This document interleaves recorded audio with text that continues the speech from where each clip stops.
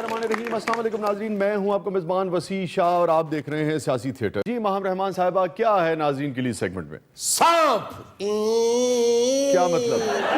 भाई बड़े बड़े सोहने सप, ताहिर अंजम तो पौर काले सप, मजेदार सप, दर्दीले सप, शाजी चमकदे सप, ताज़ा सप। इन्हें वेख ले ने उन्हें सपां च आलू पा के खा भी जाना जी। अकल दे आने हो सप ने कि गोंगलू ने। वैसे आप लोगों को तो ना कोई न्यूज़ पहले बतानी ही नहीं चाहिए। ਇਹ ਢਿੱਡ ਦੇ ਕੱਚੇ ਨੇ। ਇਹ ਨੈਬ ਦੀ ਖਬਰ ਵੀ ਇਹਨਾਂ ਨੂੰ ਪਹਿਲਾਂ ਪਹੁੰਚ ਗਈ ਸੀ। ਇਹਨਾਂ ਨੇ ਹਮਜ਼ਾ ਸਾਹਿਬ ਨੂੰ ਕਾਲ ਕਰਤੀ ਹੈ, ਨੈਬ ਆ ਰਹੀ ਹੈ। ਉਹਨਾਂ ਨੇ ਵਰਕਰ ਇਕੱਠੇ ਕਰ ਲਏ। शाह जी ਇਹ ਸੱਪ ਵਾਲਾ ਡਾਇਲੌਗ ਤੇ ਉਦੋਂ ਵੀ ਹੋਇਆ ਜਦੋਂ ਹਮਜ਼ਾ ਸਾਹਿਬ ਨੂੰ ਨੈਬ ਵਾਲੇ ਗ੍ਰਿਫਤਾਰ ਕਰਨਾ ਹੈ। अच्छा, ਨੈਬ ਵਾਲਾ ਨੇ ਕਹਾ ਲੋ ਜੀ ਹਮਜ਼ਾ ਸਾਹਿਬ ਅਸੀਂ ਤੁਹਾਨੂੰ ਗ੍ਰਿਫਤਾਰ ਕਰਨਾ ਹੀ ਕਰਨਾ ਹੈ, ਤੁਸੀਂ ਜਿਹੜਾ ਸੱਪ ਕੱਢਣਾ ਕੱਢ ਲਓ। ਹਮਜ਼ਾ ਸਾਹਿਬ ਨੇ ਫਿਰ ਅੱਗੋਂ ਸੀਨੀਅਰ ਗੰਜਾ ਜਿਹਾ ਵਰਕਰ ਕੱਢਿਆ। ਨੈਬ ਨੇ ਕਿਹਾ ਸੀ ਤੁਹਾਨੂੰ ਸੱਪ ਕਿਹਾ ਸੀ, ਤੁਸੀਂ ਕੱਚੂ ਕੁੰਮਾ ਕੱਢ ਲਿਆ। ਉਹਨਾਂ ਨੇ ਫਿਰ ਇੱਕ ਹੋਰ ਕਾਰਕੁਨ ਕੱਢਿਆ ਜਿਹੜਾ ਵਿਚਾਰਾ ਹਰ ਜਲਸੇ ਦੇ ਉੱਤੇ ਫੀਡਰ ਨਹੀਂ ਪੀਣ ਲੱਗ ਜਾਂਦਾ। ਉਹ ਮੁਸਲਿਮ ਲੀਗ ਦਾ ਸ਼ੀਰ ਖੁਆਰ ਵਰਕਰ ਹੈ ਜੀ।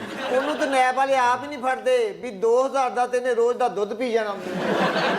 ਉਹ ਤਾਂ ਨੈਬ ਵਾਲਿਆਂ ਨੇ ਕਿਹਾ ਹਮਜ਼ਾ ਅਸੀਂ ਮਾਡਲ ਟਾਊਨ ਗ੍ਰਿਫਤਾਰ ਕਰਨਾ ਹੈ, ਇੱਥੇ ਐਟਮਾਂ ਵੇਖਣ ਨਹੀਂ ਆਏ। ਤੈਨੂੰ ਅਸੀਂ ਕਿਹਾ ਜਿਹੜਾ ਸੱਪ ਕੱਢਣਾ ਕੱਢ ਲੈ। ਹਮਜ਼ਾ ਸਾਹਿਬ ਨੇ ਸੱਪ ਨਹੀਂ ਕੱਢਿਆ, ਫਿਰ ਬੀਨ ਕੱਢ ਲਈ, ਜਿਹੜੀ ਹਰ ਦੌਰ 'ਚ ਕੱਢਦੇ ਨੇ। ਬਸ ਫਿਰ ਇਹੋ ਜੀ ਵਜਾਈ ਏ ਆਹ ਕਿ ਨੈਬ ਵਾਲੇ ਮਸਤ ਹੋ ਗਏ ਨੇ। ਔਰ ਨੱਚਦੇ ਨੱਚਦੇ ਨਾਲ ਕਹਿ ਰਹੇ ਸਨ ਅਸੀਂ ਆਪਣੀ ਮਰਜ਼ੀ ਨਾਲ ਨੱਚਣ ਡਏ, ਸਾਡੇ ਤੇ ਕਿਸੇ ਦਾ ਦਬਾਅ ਨਹੀਂ ਹੈਗਾ। ਹਮਜ਼ਾ ਸਾਹਿਬ ਨੇ ਕਿਹਾ ਜਿਹੜੇ 뮤직 ਸੁਣਦੇ ਮਸਤ ਹੋ ਗਏ ਨੇ ਨਾ, ਇਹ ਨੈਬ ਵਾਲੇ ਨਹੀਂ, ਇਹ ਪੀਟੀਆਈ ਵਾਲੇ ਨੇ। T D D D D D D D. ਅੱਗੋਂ ਨੈਬ ਵਾਲੇ ਕਹਿੰਦੇ ਭਾਵੇਂ 126 ਦਿਨ ਨੱਚਣਾ ਪਵੇ ਤੁਹਾਨੂੰ ਗ੍ਰਿਫਤਾਰ ਕਰਕੇ ਲੈ ਕੇ ਜਾਵਾਂਗੇ। ਅੱਜ ਜਦੋਂ ਗਾਰਡ ਨੇ ਨੈਬ ਵਾਲਿਆਂ ਦੇ ਕੱਪੜੇ ਪਾੜੇ ਨੇ ਨਾ, ਉਦੋਂ ਵਿਚਾਰੇ ਉਹ ਕਹਿਣ ਲੱਗ ਪਏ ਨੇ ਵੇ ਗਾਡਾ ਨੇੜੇ ਨਾ ਹੀ ਇਹ ਘਰ ਸਰਕਾਰ 'ਚ ਮੁਦਾਖਲਤ ਤੈਨੂੰ ਬਹੁਤ ਮਹਿੰਗੀ ਪੈਗੀ ਵੇ, ਸਾਡੇ ਕੱਪੜੇ ਪਾੜਦੇ ਵੀ ਤੈਨੂੰ ਬਹੁਤ ਮਹਿੰਗੇ ਪੈਣਗੇ ਵੇ, ਮਹਿੰਗੇ ਪੈਣਗੇ। ਉਹ ਨੈਬ ਦਾ ਅਫਸਰ ਗਾਰਡ ਨੂੰ ਕਹਿਣ ਡਿਆ ਸੀ ਸਾਨੂੰ 60 ਦਿਨ ਦਾ ਰਿਮਾਂਡ ਲੈ ਲੈਣ ਦੇ, ਵੇਖ ਅਸੀਂ ਤੇਰੀ ਬਨੈਣ ਨਾ ਪਾੜ ਦਿੱਤੀ ਤੇ ਫਿਰ ਕਹੀਂ। ਉਹ ਯਕੀਨ ਕਰੋ ਨੈਬ ਦੀ ਕਾਰਵਾਈ ਘੱਟ ਤੇ ਜ਼ੁਲਮ ਦਾ ਬਦਲਾ ਬਹੁਤ ਹੀ ਲੱਗਣ ਡਈ ਸੀ। ਸ਼ਾਹ ਜੀ ਨੈਬ ਦੇ ਅਫਸਰਾਂ ਨੇ ਤਾਂ ਹੁਣ ਆਪਣੇ ਅਹਿਲਕਾਰਾਂ ਨੂੰ ਆਰਡਰ ਕੀਤਾ ਹੈ ਇਸ ਤਰ੍ਹਾਂ ਦੀ ਗ੍ਰਿਫਤਾਰੀ ਕਰਨ ਜਾਓ ਤੇ ਇੱਕ ਇੱਕ ਸੂਟ ਨਾਲ ਐਕਸਟਰਾ ਲੈ ਕੇ ਜਾਓ। ਬਹੁਤ ਅੱਛੇ ਮਾਡਲ ਟਾਊਨ ਜਾਣਾ ਕਿ ਫੁੱਫੀ ਵੱਲ ਜਾਣਾ ਉਹਨਾਂ ਨੇ। ਹੁਣ ਨੈਬ ਵਾਲੇ ਛਾਪਾ ਮਾਰਨ ਜਾਣ ਤਾਂ ਹੱਥ ਕੜੀ ਭਾਵੇਂ ਭੁੱਲ ਜਾਣ, ਦੂਸਰਾ ਸੂਟ ਨਾਲ ਜ਼ਰੂਰ ਲੈ ਕੇ ਜਾਂਦੇ ਨੇ। ਉਹਨਾਂ ਨੂੰ ਹੱਥ ਕੜੀ ਦੀ ਲੋੜ ਹੀ ਨਹੀਂ ਹੁੰਦੀ, ਉਹਦੇ ਨਾਲੇ ਨਾਲ ਵੀ ਬੰਦਾ ਬੰਨ ਲੈਂਦੇ ਨੇ। ਤੁਹਾਨੂੰ ਪਤਾ ਅੱਜ ਕੱਲ ਉਹਨਾਂ ਕੋਲ ਇਖਤਿਆਰਾਤ ਲਾ ਮਹਦੂਦ ਨੇ। ਨਾਲੇ ਨਾਲ ਬੰਨ ਕੇ ਮੁਲਜ਼ਮ ਨੂੰ ਇੰਜ ਲੈ ਕੇ ਜਾਂਦੇ ਨੇ ਜਿਵੇਂ ਅੜੀਅਲ ਬੱਕਰੇ ਨੂੰ ਧਰੂ ਕੇ ਨਹੀਂ ਲੈ ਕੇ ਜਾਈਦਾ। ਜਿਸ ਮੁਲਜ਼ਮ ਨੂੰ ਨਾਲੇ ਨਾਲ ਬੰਨਿਆ ਹੁੰਦਾ ਉਹਨੂੰ ਤਾਂ ਕਹਿੰਦੇ ਨੇ ਓਏ ਨੱਸੀ ਨਾ, ਕਹਿੰਦਾ ਭਾਈ ਤੁਸੀਂ ਨੱਸਣ ਦੀ ਗੱਲ ਕਰਦੇ ਹੋ, ਮੈਂ ਤਾਂ ਟੁਰਨ ਜੋਗਾ ਨਹੀਂ ਰਿਹਾ। ਉਹ ਸ਼ਾਹ ਜੀ ਤੁਹਾਨੂੰ ਪਤਾ ਵਿੱਚੋਂ ਮੁਲਜ਼ਮ ਬੜੇ ਬਾਵਕਾਰ ਹੁੰਦੇ ਨੇ। ਉਹ ਕਹਿੰਦੇ ਲੁੱਟਿਆ ਹੋਇਆ 20 ਅਰਬ ਵਾਪਸ ਲੈ ਲਓ, ਆ ਮੇਰੀ ਸੱਸ ਦਾ ਦਿੱਤਾ ਨਾਲਾ ਵਾਪਸ ਕਰ ਦੇ। फिर तो प्ली बार्गेन एंजॉय करेगी भाई। देखो अगर तुम 20 अरब रुपए वापस कर दो तो हम तुम्हें नाला दे देंगे, अगर तुम सिर्फ हमें 10 अरब दोगे तो हम भी सिर्फ आपको लास्टिक दे सकेंगे। ਸ਼ਾਹ ਜੀ ਯਕੀਨ ਕਰੋ ਇਹੋ ਜੀ ਪਲੀ ਬਾਰਗੇਨ ਦਾ ਬੜਾ ਮਜ਼ਾ ਆਣਾ ਕਰਨਾ। ਜਦੋਂ ਮੁਲਜ਼ਮ ਨੇ ਕਹਿਣਾ ਨਾ ਮੇਰੇ ਕੋਲ ਸਿਰਫ 5 ਕਰੋੜ ਹੈ ਤੇ ਉਹਨਾਂ ਨੇ ਕਹਿਣਾ ਠੀਕ ਹੈ ਇਹਨੂੰ ਪੱਤੇ ਬੰਨ ਦਿਓ ਤੇ ਇਹਦੇ ਪਿੱਛੇ ਲੈ ਲਾ ਦਿਓ। करप्शन का बोलते फिर ले लेने कह रहे होगा चुन चुन पत्ते खाइयो ले ले, 2 पत्ते मत खाइयो। चुन चुन पत्ते खाइयो ले ले, 2 पत्ते मत खाइयो। मोहे घर वाले उदास, मोहे घर जाने की आस। हाय करप्शन क्यों की मने हाय। ਲਓ ਜੀ ਲੱਗਦਾ ਲੇਲੇ ਨੇ ਭੈੜਾ ਹੀ ਚੱਕ ਮਾਰਿਆ। ਕਰਪਸ਼ਨ ਦਾ ਮਾਰਿਆ ਮੁਲਜ਼ਮ ਫਿਰ ਦਰਖਤ ਦੇ ਪਿੱਛੇ ਬੈਠ ਕੇ ਗਾ ਰਿਹਾ ਹੋਏਗਾ ਪੱਤਾ ਪੱਤਾ ਬੂਟਾ ਬੂਟਾ नैब हमारा जाने है, जाने ना जाने शहर न जाने, नैब तो सारा जाने है, नैब तो सारा जाने है।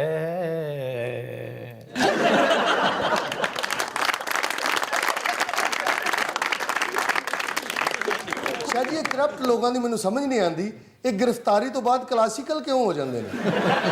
अच्छा माहम आपको कुछ सांपों की खबर शेयर करना चाह रही थी। ਉਹ ਵਿਚਾਰੀ ਜਿਹੜੇ ਸੱਪ ਲੈ ਕੇ ਆਏ ਸੀ ਉਹ ਸਾਰੇ ਨੈਬ ਦੀ ਨਜ਼ਰ ਹੋ ਗਏ।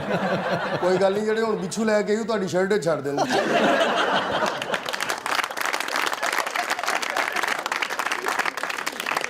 तमाम हम ऐसा करेंगे, अब तो इस सेगमेंट का वक्त खत्म हो गया, कल यहीं से कंटिन्यू करेंगे। और बहुत ही इंटरेस्टिंग खबर है सांपों के हवाले से जो महाम बीबी के पास है, मगर कल यहीं से फिर उसे शेयर करेंगे। नाज़रीन स्टे विद अस, कहीं नहीं जाइएगा, छोटे से वक्फे के बाद वापस आते हैं। प्रोग्राम के अगले मरले में आपके लिए बहुत कुछ है, आप देख रहे हैं सियासी थिएटर। सरदार साहब ਤੁਹਾਡੀ ਜਰਾਬ ਪਈ ਏ।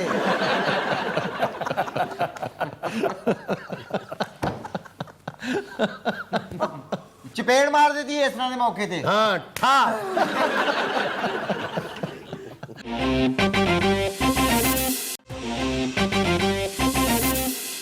वेलकम बैक नाज़रीन, प्रोग्राम में दोबारा हाजिर खिदमत है जी। महाम रहमान साहिबा, क्या है नाज़रीन के लिए सेगमेंट में?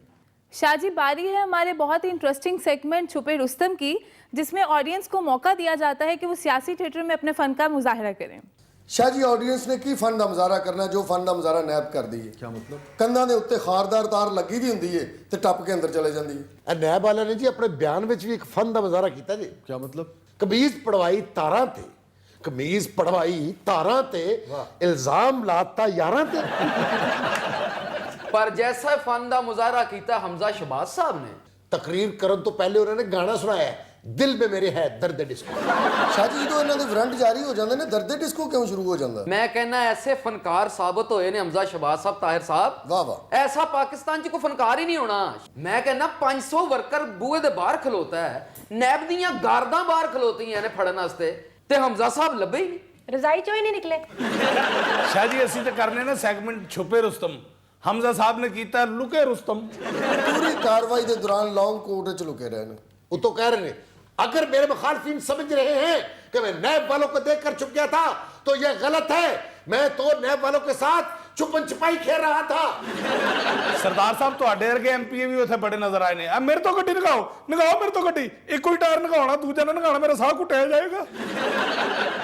ਤੇ ਅੱਗੋਂ ਕਹਿੰਦਾ ਨਹੀਂ ਮੈਂ ਸਰਕਾਰੀ ਗੱਡੀ ਥੱਲੇ ਆਉਣਾ। ਸਰਕਾਰੀ ਗੱਡੀ ਥੱਲੇ ਛੇਤੀ ਜਾਨ ਨਿਕਲ ਜਾਂਦੀ ਹੈ ਨਾ। हमजा शवादले ने पूछा कि ताहिर सोहल जब हंगामा हो रहा था तुम मुझे नजर नहीं आ रहे थे? कहना सर जी मैं तो वर्कर वाली बिरयानी पैक कर रहा था, मैनू की पता बाहर छितरो छितरी होण डे।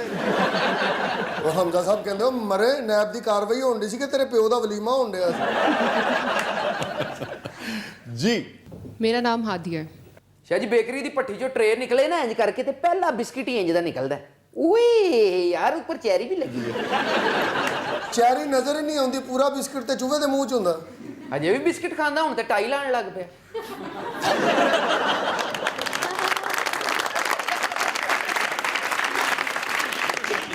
जी ਮੈਂ ਰੁੱਠਿਆ ਯਾਰ ਮਨਾਵਾਂਗੀ, ਹਰ ਚਿਲ ਮਨ ਫੂਕ ਜਲਾਵਾਂਗੀ, ਜਦ ਪੱਥਰ ਰਾਝਾ ਪਿਘਲੇਗਾ ਤਦ ਮੈਂ ਕਮਲੀ ਕਹਿਲਾਵਾਂਗੀ।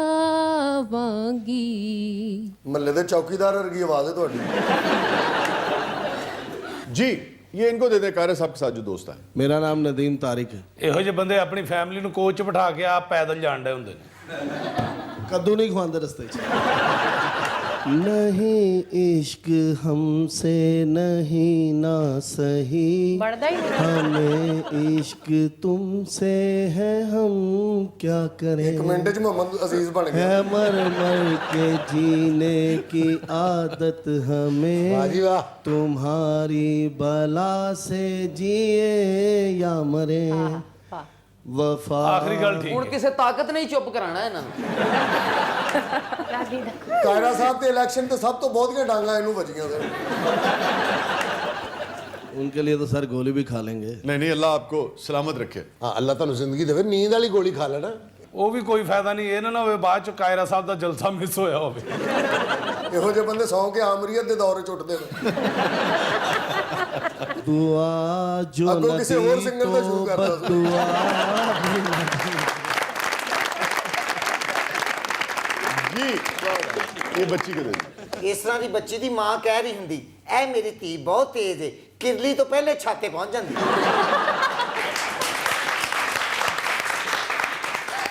ਤੇ ਤੇਰੇ ਵਰਗੇ ਤਾਂ ਪਿਓ ਕਹਿਣ ਡਿਆ ਹੁੰਦਾ ਇਹ ਬੱਚਾ ਮੇਰਾ ਬੜਾ ਫਾਸਟ ਹੈ, ਡੌਗੀ ਤੋਂ ਪਹਿਲੇ ਵਾਹ ਵਾਹ ਵਾਹ ਕਰ ਲੈਂਦਾ ਹੈ। मेरा नाम तैयबा है। अच्छा मेरा नाम रुखसाना। मिले हो तुम हमको बड़े नसीबों से, चुराया है मैंने किस्मत की लकीरों से, मिले हो तुम हमको बड़े नसीबों से, चुराया है मैंने किस्मत की लकीरों से। ਸ਼ਾਹ ਜੀ ਅੱਜ ਕੱਲ ਇਹੋ ਹੀ ਗਾਣਾ ਇਮਰਾਨ ਖਾਨ ਸਾਹਿਬ ਬਨੀ ਗਾਲਾ ਦੇ ਵਿੱਚ ਬਹਿ ਕੇ ਖੁਸ਼ੀ ਨਾਲ ਗਾਉਂਦੇ ਨੇ। अच्छा मिली हुकूमत है बड़े नसीबों से, मिली हुकूमत है बड़े नसीबों से, फंसाया है मैंने सभी गरीबों को, सताया है मैंने सभी गरीबों को, रुलाया है मैंने सभी गरीबों को।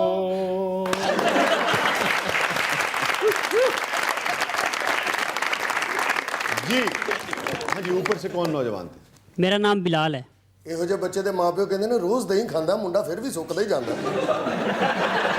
ਇਹੋ ਜਿਹਾ ਮੁੰਡਾ ਡਾਕਟਰ ਦੇ ਕੋਲ ਬੈਠ ਕੇ ਰੋ ਰੋ ਕੇ ਇਹੋ ਹੀ ਕਹਿ ਰਿਹਾ ਹੁੰਦਾ, ਮੀਆਂ ਸਾਹਿਬ ਦੀ ਪੱਥਰੀ ਦਾ ਪਤਾ ਲੱਗ ਗਿਆ, ਮੇਰੀ ਦਾ ਕਿਉਂ ਨਹੀਂ ਲੱਗਣ ਡਿਆ। ਇਹੋ ਜਿਹਾ ਮੁੰਡਾ 16 ਪੜ੍ਹ ਕੇ ਵੀ ਕੁਲਫੀਆਂ ਵੇਚ ਰਿਹਾ ਹੁੰਦਾ, ਕੁਲਫੀ ਖੋਏ ਵਾਲੀ। ਔਰ ਚਾਂਦੀ ਦਾ ਵਰਗ ਲਾ ਕੇ ਬੱਚਿਆਂ ਨੂੰ ਮੁਤਮਿਨ ਕਰ ਰਿਹਾ ਹੁੰਦਾ, ਪੁੱਤਰ 16 ਪੜਿਆ ਤਾਂ ਲਾਇਆ, ਨਹੀਂ ਤਾਂ ਸਾਦੀ ਖਾਣੀ ਸੀ ਤੁਸੀਂ। ਇਹੋ ਜਿਹੇ ਮੁੰਡੇ ਦਾ ਨਿਕਾਹ ਦੇ ਟਾਈਮ ਤੇ ਸ਼ਰਾਰਤੀ ਕਾਰਡ ਗਵਾ ਜਾਂਦਾ ਔਰ ਨਿਕਾਹ ਖਾਨ ਨੂੰ ਕਹਿ ਰਿਹਾ ਹੁੰਦਾ ਕਿ ਭਾਜੀ 1 ਮਿੰਟ ਮੋਟਰਸਾਈਕਲ ਦੀ ਚਾਬੀ ਦੇਣਾ, ਇਹ ਮੈਂ ਸ਼ਰਵਾਨੀ ਲਈ ਸੀ, ਸ਼ਰਾਰਤੀ ਕਾਰਡ ਉੱਥੇ ਰਖਾਇਆ ਸੀ। ਜੀ ਜਿੰਨੀ ਦੇਰ ਚ ਲਾੜਾ ਵਾਪਸ ਆਉਂਦਾ ਨਾ, ਸਰਦਾਰ ਸਾਹਿਬ ਵਰਗਾ ਕਾਜ਼ੀ ਉਨੀ ਦੇਰ ਚ ਆਪਣਾ ਨਿਕਾਹ ਪੜਾ ਕੇ ਤੇ ਨਿਕਲ ਗਿਆ ਹੁੰਦਾ। ਇਹ ਆਈਡੀਆ ਤੇ ਮੇਰੇ ਜ਼ਿਹਨ 'ਚ ਹੀ ਨਹੀਂ ਆਇਆ। ਹੁਣ ਇਹੋ ਜਿਹਾ ਕੰਮ ਕਰਕੇ ਛਿੱਤਰ ਖਾ ਲਓ। मैं तेनू समझावां कि ਇੰਜ ਸਮਝਾਣਾ ਤੇ ਨਾ ਸਮਝਾ। वो समझिए ओए होए होए होए होए होए मां शकरे जाए। मैं तेनू समझावां कि ना तेरे बाजों लगदा जी, तू की जाने प्यार मेरा, मैं करूं इंतजार तेरा, तू दिल तू यूं जान मेरी, मैं तेनू समझावां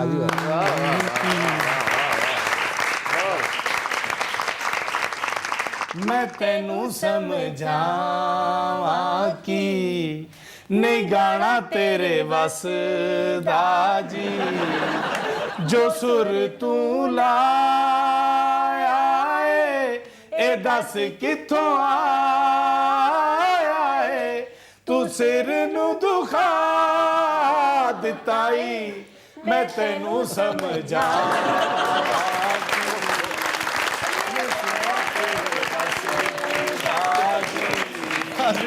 स्टे विद अस, कहीं नहीं जाइएगा, छोड़ दे वक्त के बाद आप साथ आप देख रहे हैं सियासी थिएटर।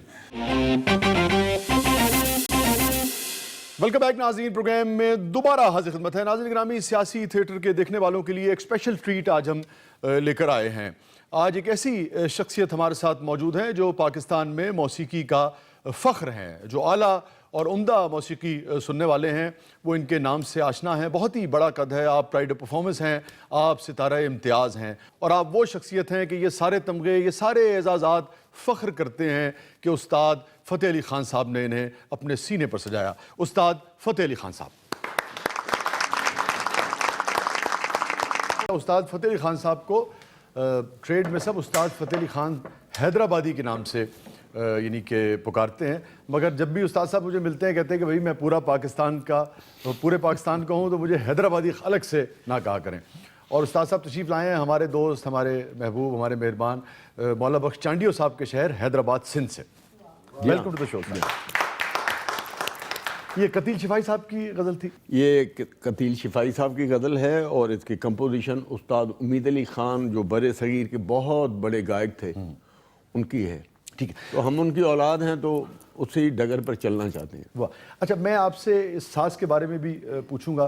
आमतौर पे इसे सुरमंडल जी हाँ, कहा जाता है, सुरमंडल कहा जाता है। सुरमंडल कहा जाता है। मैं चाहूँगा कि इसके बारे में हम बात करेंगे, मगर ज़रा अगले सेगमेंट में, और कुछ बहुत ही अहम सवालात आपसे करने हैं। मगर पहले फ़तेह अली ख़ान साहब, यानी कि वो मौसीकी जो जिसके बारे में कहा जाता था या कहा जाता है कि रूह की ग़िज़ा है, वो ये मौसीकी है जो आपको सुकून जो है وہ عطا کرے جس طرف ہم چل نکلے ہیں. اور اتنا اثاثہ ہونے کے باوجود بھی آپ جیسی شخصیات ہمارے پاس ہیں, دیگر جو گھرانے ہیں ان کے گانے والے ہیں, یہ جو کلاسیکل موسیقی کو خاص طور پہ زوال آیا ہے, اس کو کیسے دیکھتے ہیں آپ؟ شاہ صاحب وہ گزارش یہ ہے کہ جو کام تھا وہ عیب ہو گیا, جو عیب تھا وہ کام ہو گیا. آئے ہائے ہائے, یہ ہمارا کلچر ہے, ہماری موسیقی ہے, اور ایسی موسیقی ہے, ایسی رچ موسیقی کوئی نہیں ہے دنیا میں. اور جو بھی یہ سیکھ کر کرے گا, کلاسیکل میوزک سیکھ کر, کیونکہ بیس موسیقی یہی ہے. جو کلاسیکل موسیقی سیکھ کر پھر کچھ بھی گائے, غزل گائے, گیت گائے, پنجابی گائے, ڈھولا گائے, ماہیا گائے, کچھ بھی گائے, کافی گائے, تو وہ پرفیکٹ سر میں گائے گا. اگر یہ سیکھ کر نہیں گائے گا تو کدھر نہ کدھر وہ نیچے اوپر ہو جائے گا. ٹھیک ہے ناظرین گرامی, یہیں سے دوبارہ گفتگو کا آغاز کریں گے اور پھر استاد فتح علی خان صاحب سے پوچھیں گے کہ پرائیڈ آف پرفارمنس ملنے کے بعد, ستارہ امتیاز ملنے کے بعد کیا سرکار نے, کیا حکومت وقت نے, جو مختلف حکومتیں گزری ہیں, انہوں نے اپنی وہ ذمہ داری پوری کی جو اتنے بڑے گویے کے لیے, اتنے بڑے گانے والے کے لیے ان کا فرض بنتا تھا. چھوٹے سے وقفے کے بعد واپس آتے ہیں اور پھر خان صاحب سے بھی پوچھیں گے کہ ہارمونیم کے ساتھ اور سر منڈل کے ساتھ گانے میں کیا فرق ہے. آپ دیکھ رہے ہیں سیاست ہے.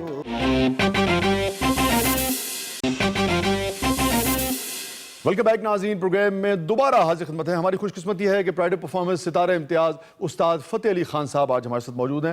استاد فتح علی خان صاحب, یعنی کہ تمغے تو دے دیے حکومت نے, لیکن آپ سمجھتے ہیں کہ اور ذمہ داری جو ہے اس معاشرے نے اور حکومت نے وہ پوری کی؟ میں یہ گزارش کروں گا, جو ہمارے جو بزرگ تھے وہ بادشاہوں کے گائک تھے, تو نوابین کے, بادشاہوں کے پاس وہی ان کو رکھتے تھے, اور ان کو رکھنا ہاتھی کے برابر ہوتا ہے کہ ان کا ایسا ویسا آدمی ان کا پورا نہیں کر سکتا. ہم نے کبھی کسی حکومت کو بھی کبھی تکلیف نہیں دی اور نہ دینا چاہتے ہیں. لیکن کسی حکومت نے آپ کی راحت کا خیال نہیں رکھا؟ اللہ رکھنے والا ہے. ہمارا ایمان جو ہے وہ خدا پر ہے. ہماری حکومتیں ہیں, اللہ ان کو قائم دائم رکھے اور ہمارے ملک کو, پاکستان کو سلامت رکھے. کس دور میں, کون سا دور استاد فتح علی خان صاحب آپ اتنا شعور رکھتے ہیں, آپ ایک, یعنی کہ آپ کے اندر ایک فلسفی بھی ہے, میری آپ سے بے شمار ملاقاتیں پاکستان ٹیلی ویژن کے دور میں بھی رہیں, کون سا دور, اور کئی بہاریں آپ نے دیکھی, مختلف جمہوریت کے ادوار دیکھے, کون سا دور آپ کو سب سے بہتر لگا آرٹ کے لیے, موسیقی کے لیے, فنکار کے لیے؟ پیپلز پارٹی کا, اب پی ٹی آئی آئی ہے, یا نون لیگ کا, یا کوئی اور دور؟ ویسے آپ کو عرض کروں کہ ہر پارٹی میں کن رس تو ہوتے ہیں.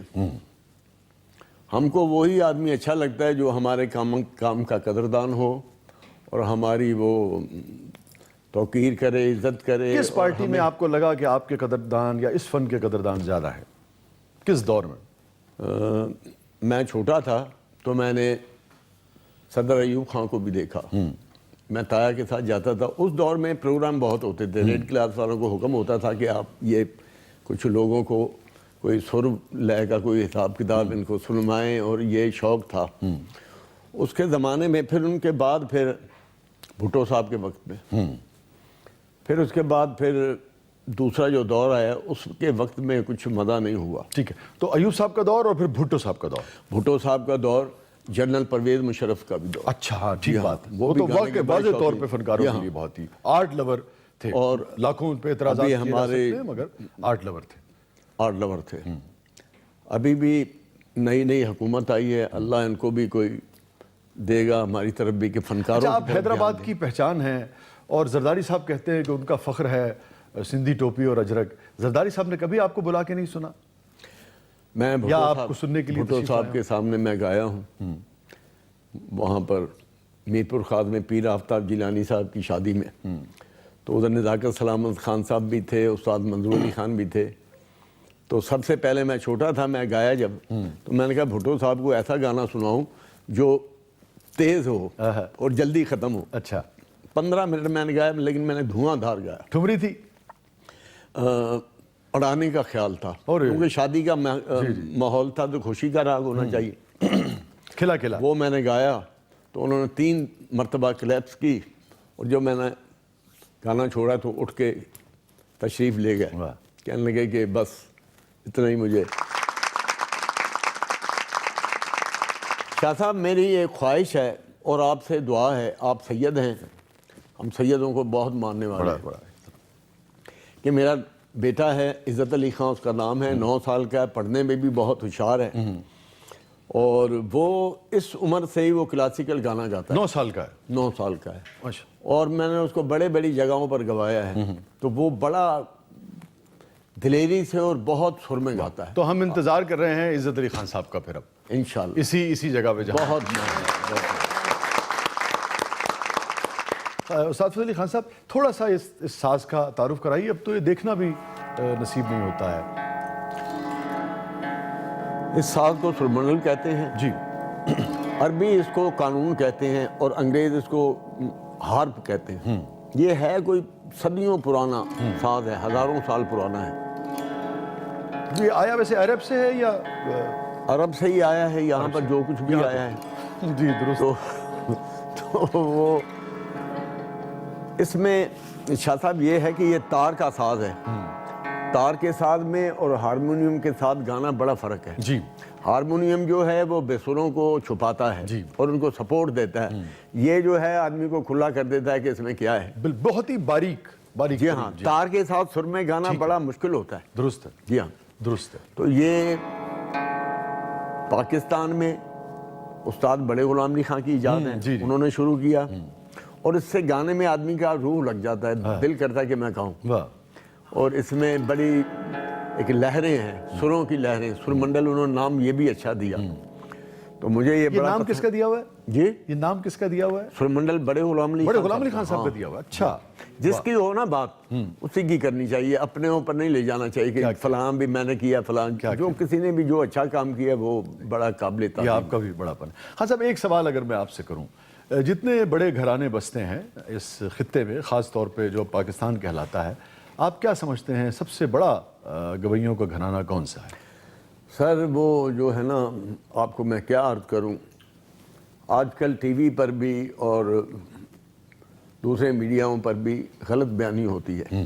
سب اپنا اپنی طرف کھینچتے ہیں. میں نے ابھی آپ کو کہا نا کہ یہ بڑے غلام علی خان صاحب کا, میں اپنے باپ کا تائے کا نام لیتا, لیکن میں نے نہیں لیا. فنکار ہیں آپ, سیاستدان نہیں ہیں, یہ دیکھیے. تو سر وہ میں نہیں, میں جو بات ہے نا سچ کہوں گا, سچ کے سوا کچھ نہیں کہوں گا.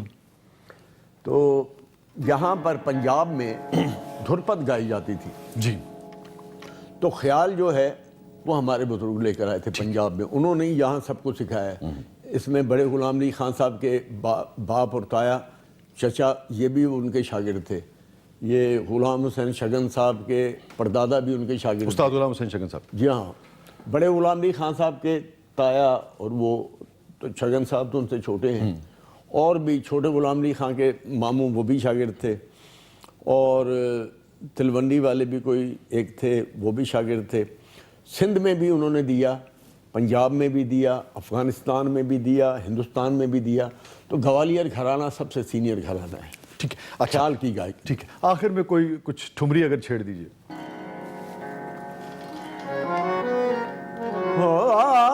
پریتم یہ مت جانیو,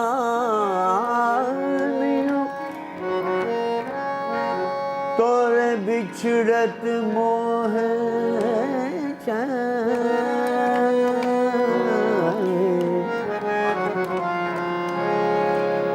جل بل تن پت ماچھلی, ایسے تڑپت ہوں دن رہنا,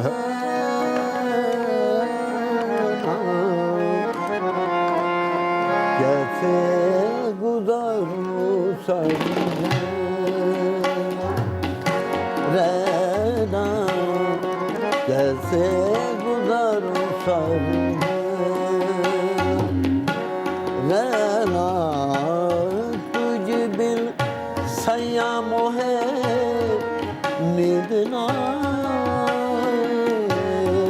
آئے, سیاں موہے نیند نہ آئے, کیسے گزاروں سمجھ رہنا, کیسے گزاروں سمجھ رہنا,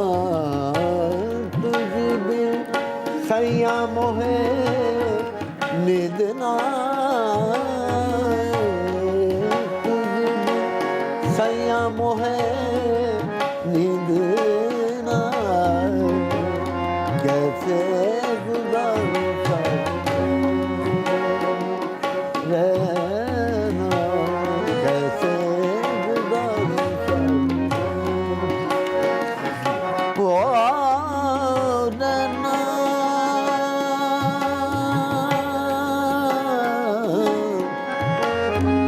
रहना रे, रहना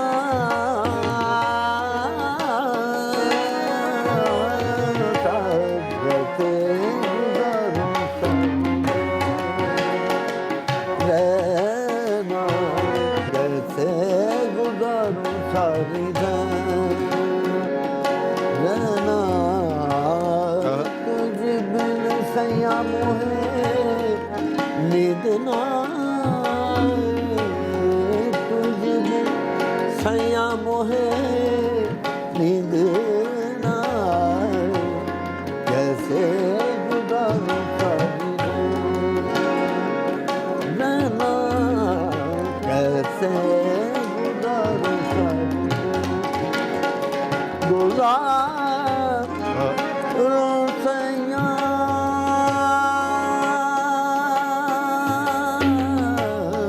वाह वाह वाह वाह वाह वाह वाह, क्या कहने खान साहब। गुजारूं सारे, कैसे गुजारूं सारी सारी सारी, क्या कहने खान साहब, क्या कहने, क्या कहने, क्या कहने। सुभान अल्लाह, अल्लाह आपको बहुत मेहरबानी शाह साहब, अल्लाह आपको सलामत रखे आपको।